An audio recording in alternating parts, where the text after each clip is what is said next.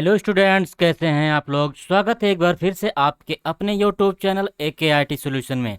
तो स्टूडेंट्स, आज हम ये वीडियो लेके आए हैं ओ लेवल कोर्स के बारे में। तो आज हम जानेंगे ओ लेवल कोर्स होता क्या है, ओ लेवल कोर्स को करने की योग्यता क्या होती है, और ओ लेवल कोर्स जो है कितने दिनों का हो सकता है, ओ लेवल कोर्स की फ़ीस कितनी होती है, या फिर उसका सिलेबस क्या होता है। तो इन सारे सवालों के जवाब आज हम जानेंगे अपने स्लाइड में।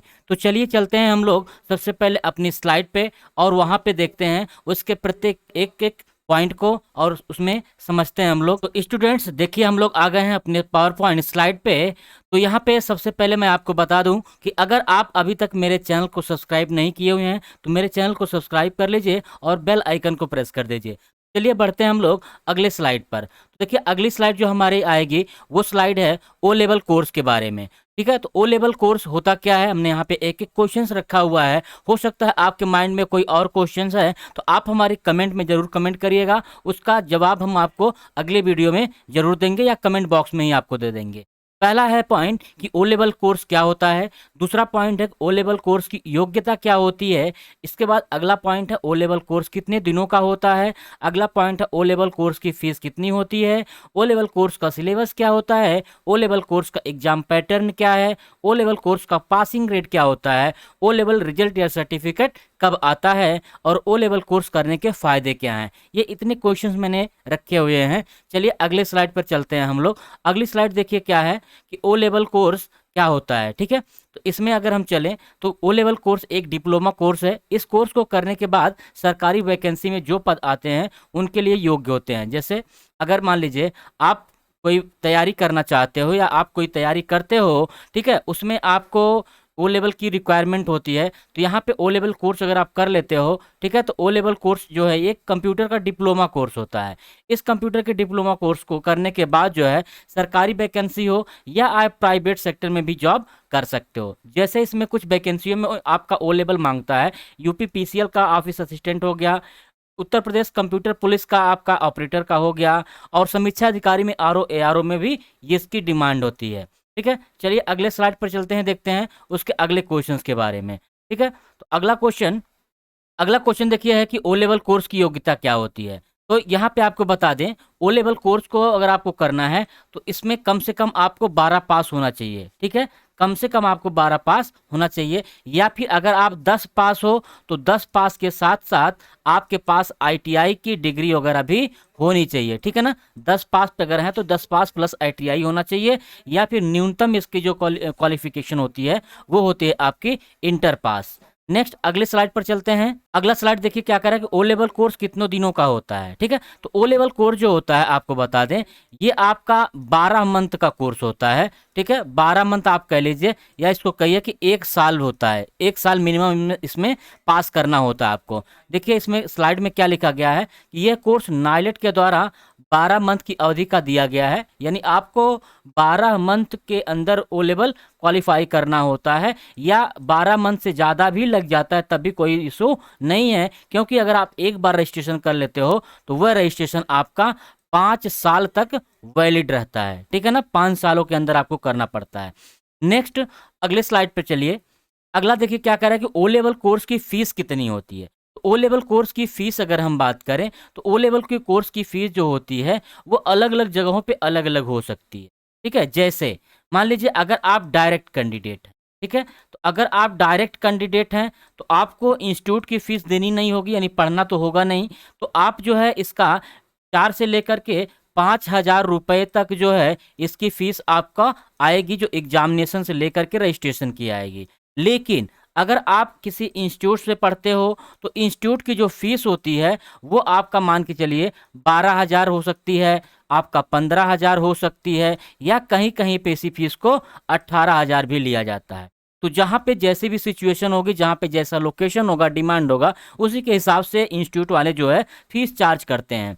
नेक्स्ट अगले स्लाइड पे अगर चलें तो अगला स्लाइड देखिए क्या कह रहा है कि ओ लेवल का सिलेबस क्या होता है। ठीक है, ओ लेवल का सिलेबस क्या होता है। तो यहाँ पे ओ लेवल के सिलेबस के बारे में बताया गया है। तो ओ लेवल में जो सिलेबस होता है वो देखिए, इसमें पहला पेपर M1R5 का होता है जिसका नाम है IT tools and network basic. इसमें स्पेशली होता क्या है, इसमें आपको फंडामेंटल पढ़ाया जाता है, इसके बाद ऑफिस का पैकेज पढ़ाया जाता है जिसमें लिब्रे ऑफिस आता है, इसके बाद इंटरनेट नेटवर्किंग वगैरह इसमें आपको मिलता है पढ़ने को। इसके बाद दूसरा पेपर जो है आपका M2R5 का है जिसमें वेब डिजाइनिंग और पब्लिशिंग आपको पढ़ाया जाता है। वेब को डिजाइन करना और साथ ही साथ इस वेब को अगर आपने डिजाइन कर लिया है तो उसको कैसे पब्लिश करना होता है, इसको पब्लिशिंग करना भी इसको सिखाया जाता है। नेक्स्ट अगला है M3R5। M3R5 क्या है, यह एक प्रोग्रामिंग का आपका पेपर है, यानी जो प्रोग्रामिंग आप करोगे वो प्रोग्रामिंग एक प्रोग्रामिंग लैंग्वेज के माध्यम से होती है और वो लैंग्वेज जो है आपकी कौन सी है, पाइथन है, ठीक है ना। नेक्स्ट अगला जो पेपर है आपका M4R5। M4R5 जो है इंटरनेट का है, यानी IoT का है, इंटरनेट ऑफ थिंग्स होता है इसका फुल फॉर्म। इसमें आपको प्रोग्रामिंग के साथ साथ और भी सारी चीज़ें उसमें बताई जाती हैं सिक्योरिटी वगैरह से रिलेटेड। नेक्स्ट अगला है PR का मतलब होता है प्रैक्टिकल, यानी जो आपका 4 पेपर अभी आपने ऊपर देखा है इन सभी चारों पेपर का प्रैक्टिकल भी होता है। M1 M2 M3 M4 का सेपरेट प्रैक्टिकल होता है। पहले जो इसका प्रैक्टिकल होता था वो एक ही में होता था, चारों पेपर का एक में मिला के हो जाता था, लेकिन अब जो है सभी पेपर्स का अलग अलग क्या होता है, प्रैक्टिकल होता है। PR1 PR2, ठीक है, इसी तरीके से PR3 और PR4। तो ये आपकी क्या होते हैं, ओ लेवल के पेपर होते हैं।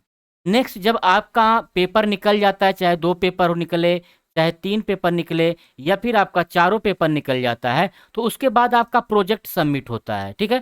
प्रोजेक्ट जो होता है आपका वो सबमिट हो जाता है। तो अगर आपका प्रोजेक्ट सबमिट नहीं हुआ है तब तक आपका सर्टिफिकेट नहीं आता। जब प्रोजेक्ट आप फाइनल सबमिट करोगे तभी आपका सर्टिफिकेट आएगा। इसके पहले प्रोजेक्ट अगर नहीं जमा है तो आपका सर्टिफिकेट नहीं आएगा। नेक्स्ट अगले स्लाइड पे अगर हम चले तो अगली स्लाइड देखिए क्या है। अगली स्लाइड है ओ लेवल कोर्स का एग्जाम पैटर्न क्या है। अगर यहाँ पे हम आपको बताएं तो ओ लेवल का जो एग्जाम होता है वो आपका होता है ऑफलाइन, ठीक है, और किस पे होता है, OMR बेस पे होता है, जिसमें 100 क्वेश्चंस आते हैं और उनके लिए 2 घंटे का समय निर्धारित किया गया होता है। आपका जो भी एग्जाम है ओ लेवल का, पहले जो एग्जाम होता था वो 2 टाइप में होता था। एक तो आपका OMR होता था और एक आपका क्या होता था, थियरी होती थी। यानी एक ही पेपर में 2 पार्ट होते थे। एक OMR का था जिसमें 40 नंबर के क्वेश्चंस आपको करने होते थे और एक आपका 60 नंबर का क्वेश्चन जो थियरी का था। लेकिन अब इन सबको हटा करके नए पैटर्न के अनुसार जो है आपका सभी क्वेश्चंस OMR पे कर दिया गया है, जिसमें आपका 100 नंबर का क्वेश्चन आएगा। 2 घंटे की क्या होती है इसकी समय सीमा होती है, ठीक है, 2 घंटे में आपको देना होता है। हो सकता है अभी ये आपका जो ऑफलाइन हो रहा है एग्जाम, हो सकता है आने वाले समय में, चाहे आपका जो जनवरी का रजिस्ट्रेशन चल रहा है उस जनवरी में या अगले जुलाई तक ये परीक्षा मोड जो है वो ऑनलाइन भी शिफ्ट किया जा सकता है, ठीक है। अगर ये ऑनलाइन मोड में शिफ्ट कर दिया गया तो अभी जो परीक्षाएं आपका साल भर में 2 बार होती है, जनवरी और जुलाई में 2 टाइम्स होती है, तो वो परीक्षाएं 3 टाइम्स होने लगेंगी, ठीक है। तो ये तो अभी आगे का प्लान है नाइलेट का, देखिए क्या होता है। नेक्स्ट अगर अगले स्लाइड पे चले हम लोग तो अगला स्लाइड देखिए क्या है। यहाँ पे कह रहा है कि ओ लेवल कोर्स का पासिंग ग्रेड क्या होता है। तो ओ लेवल कोर्स का पासिंग ग्रेड भी बच्चों वही होता है जो आपका CCC का होता है। जैसे मान लीजिए यहाँ पे पासिंग ग्रेड मैंने बताया हुआ है कि अगर कोई स्टूडेंट 85 या 85 से ऊपर पाता है तो उसको यस ग्रेड दिया जाता है। अगर 75 से लेकर 84 पाता है तो A ग्रेड मिलता है। 65 से लेकर 74 मिलता है तो उसको B ग्रेड मिलता है। 55 से लेकर 64 मिलता है तो उसको C मिलता है। और 50 से लेकर के 54 पाता है तो उसको D ग्रेड मिलता है। अगर लेकिन 50 से कम होता है तो क्या हो जाता है, फेल हो जाता है, ठीक है ना। ये तो ओवरऑल ग्रेडिंग का हो गया। लेकिन इस समय नए नियम के अनुसार, नए पैटर्न के अनुसार आप तभी पास होंगे उस पेपर में जो भी आपने पेपर दिया हुआ M1R5 का या M2R5 का, ठीक है। जो भी पेपर अगर आपका थियरी और प्रैक्टिकल दोनों पास हो जाएंगे तभी आप उस पेपर में पास माने जाएंगे, अन्यथा आप फेल माने जाएंगे। तो ये आपका क्राइटेरिया है। अगर आपको नहीं पता है उसके बारे में कि क्या नया पैटर्न है तो आप ऊपर आई बटन पे क्लिक करके मेरी उस वीडियो को आप जरूर देखिए, नए पैटर्न पे जो बनाया है मैंने, ठीक है। चलिए नेक्स्ट अगले स्लाइड पे चलते हैं। अगला स्लाइड क्या है देखिए आपके स्क्रीन पर। तो अगले स्लाइड में कह रहा है कि ओ लेवल का रिजल्ट या सर्टिफिकेट कब आता है। तो आपको बता दें सबसे पहले तो आपका ओ लेवल का एग्जाम होता है जब आप ओ लेवल का एग्जाम दे लेते हो तो 2.5 महीने से लेकर 2 महीने, आप मान के चले कह सकते हैं 2 से 2.5 महीने के बीच में आपका क्या आ जाता है, रिजल्ट आता है। रिजल्ट अगर आ जाता है और उस रिजल्ट में आप पास होते हो और आपने प्रैक्टिकल भी पास कर लिया, आपने प्रोजेक्ट भी सबमिट कर लिया, तब जाके उसके 1 से 1.5 महीने के बाद जो है आपका सर्टिफिकेट भी आता है। अगर आप जो है प्रोजेक्ट नहीं सबमिट करोगे तो सर्टिफिकेट नहीं आता है। ठीक है, तो यहाँ पे जो है आप यहाँ पे देखें तो आपका जो सर्टिफिकेट है, या ओ लेवल का सर्टिफिकेट है, ट्रिपल सी का सर्टिफिकेट है, या किसी भी चीज़ का सर्टिफिकेट है, नाइल सर्टिफिकेट, वो सब सर्टिफिकेट ऑफलाइन में ना आकर के वो सभी सर्टिफिकेट कैसे आते हैं, ऑनलाइन ही आते हैं। ठीक है ना, तो ये तो हो गया हमारा क्या, रिजल्ट या सर्टिफिकेट से रिलेटेड वीडियो। नेक्स्ट आगे अगर बढ़ें तो ओ लेवल कोर्स करने के फ़ायदे क्या हैं, तो यहाँ पे देखिए बताया गया है ओ लेवल कोर्स के फ़ायदे क्या हैं। तो यहाँ पे मैंने बताया है कि ओ लेवल एक कंप्यूटर कोर्स है जिसे नाइलेट द्वारा एफिलिएशन प्रोवाइड किया गया है। नाइलेट एक सरकारी संस्था है जो O level course B level, C level जैसे या ट्रिपल सी जैसे कोर्स को क्या करती है, प्रोवाइड करती है। ओ लेवल कोर्स करने के बहुत सारे फायदे हैं। जैसे आप गवर्नमेंट सेक्टर में जॉब कर रहे हैं तो वहाँ पर प्रमोशन के लिए भी आप कंप्यूटर कोर्स मांग लिया जाता है, आप ओ लेवल कोर्स सर्टिफिकेट वहाँ पे दे सकते हैं। नेक्स्ट मैंने बताया कि इस टेक्नोलॉजी की दुनिया में लगभग हर सेक्टर में जॉब के लिए कंप्यूटर कोर्स की आवश्यकता होती है।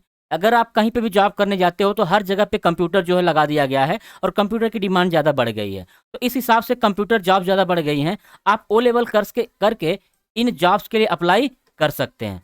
अगर मैं आपको मोस्ट पॉपुलर जॉब की बात करूं कि अगर आप ओ लेवल कोर्स कर लिए हो और वहाँ कहाँ कहाँ पे आप जॉब कर सकते हो, तो देखिए यहाँ पे ऑफिस असिस्टेंट के लिए आप ओ लेवल का अप्लाई किया जा सकता है। यानी अगर आपने वो लेवल किया हुआ है तो आप ऑफिस असिस्टेंट की जॉब के लिए अप्लाई कर सकते हो। आप कंप्यूटर ऑपरेटर के लिए अप्लाई कर सकते हो। आप लैब डिमॉन्स्ट्रेटर के लिए अप्लाई कर सकते हो। आप किसी प्रोग्रामर के लिए, यानी कंप्यूटर का जो प्रोग्रामर होते हैं उनके लिए अप्लाई कर सकते हो। आप वेब डिजाइनर और पब्लिशर के लिए भी अप्लाई कर सकते हो। इन जगहों पर ओ लेवल की जॉब्स उपलब्ध होती है। ठीक है, तो स्टूडेंट्स ये हमारी जो है वीडियो थी एक ओ लेवल के बारे में। ठीक है, तो यहाँ पे आपका मैंने जो भी स्लाइड थी पूरी हमारी ओ लेवल कोर्स के बारे में पूरी जानकारी थी, मैंने आपको पूरी जानकारी दे दी है। अगर आप जो है ये वीडियो देख रहे हैं और अभी तक आपने मेरे चैनल को सब्सक्राइब नहीं किया हुआ है तो मेरे चैनल को प्लीज़ सब्सक्राइब कर लीजिए और बेल आइकन को प्रेस कर लीजिए। मैं ऐसी ही अच्छी अच्छी नोटिफिकेशन आपको लेके आता हूँ। ओ लेवल से रिलेटेड, ट्रिपल सी से रिलेटेड जो भी नाइलेट के कोर्सेज होते हैं उनके बारे में जो भी नोटिफिकेशन होता है आपको अपडेट कराता हूँ। साथ ही साथ ओ लेवल या ट्रिपल सी, DCA जितने भी कोर्स होते हैं कंप्यूटर के, उन सब की वीडियोज भी मैं अपने यूट्यूब चैनल के माध्यम से आपको प्रोवाइड कराता हूँ। तो मिलते हैं नेक्स्ट वीडियो में, तब तक के लिए बाय बाय, टेक केयर।